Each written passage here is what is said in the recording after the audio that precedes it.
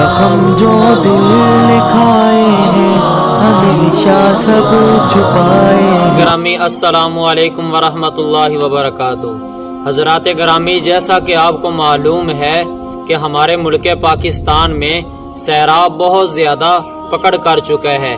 कई गांव के गांव इस सैलाब की लपेट में आ चुके हैं और आप हजरात के सामने है कि हमारे कितने मुसलमान भाई इस दारे फानी से चल बसे हैं और हजारों बच्चे ऐसे हैं जिनके वालिदैन इस पानी में डूब गए और वो यतीम हो चुके हैं।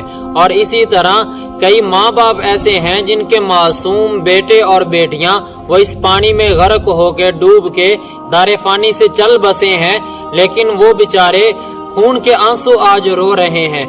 और हमारे कई मुसलमान भाई ऐसे हैं कि जिनके पास ना तो रहने के लिए छत है और ना ही उनके पास जमीन पर लेटने के लिए जगह है, क्योंकि हर तरफ पानी ही पानी है।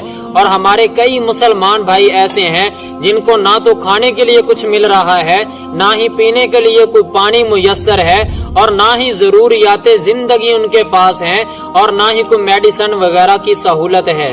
उन लोगों के हजारों एकड़ पर मुश्तमिल जमीन थी जो कि उनकी फसलों को तबाह बर्बाद सैलाब कर गया है, और इसी तरह उनके जानवर भी डूब के मर गए हैं। और इसी तरह आप हजरात के सामने हैं कि वो कई मुश्किलात का सामना करते हैं, लेकिन अब वो इस मुश्किल घड़ी में या तो अल्लाह ताला पर आस लगा के बैठे हुए हैं या मुझ और आप पर लगा के बैठे हुए हैं कि हमारे मुसलमान भाई इस मुश्किल वक्त में हमारा साथ जरूर देंगे।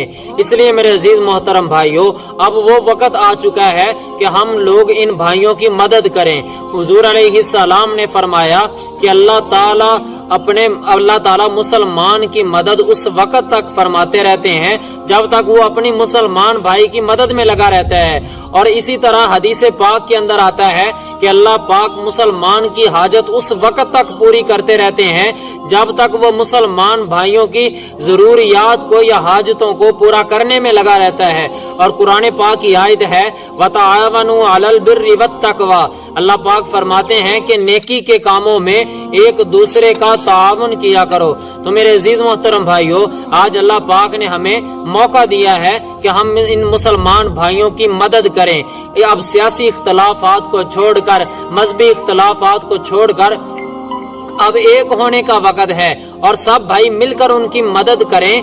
अब हम सब मिलकर उनके गम को हल्का तो नहीं कर सकते, लेकिन कम से कम हम उनके दुख कुछ किसी न किसी हद तक बांट सकते हैं। मसलन उनके पास कपड़े नहीं हैं, उनके कपड़े हम अपनी तरफ से भेज दें। और इसी तरह दालें हो जाएं, घी है या आटा है, या इसी तरह घर के बर्तन हैं या चारपाइयां हैं, या इसी तरह उनके पास अब घर तो है नहीं रहने के लिए, उनके खैमों का इंतजाम किया जाए। हर जो भी जरूरियात जिंदगी है वो मैंने और आपने अब फिक्र करनी है।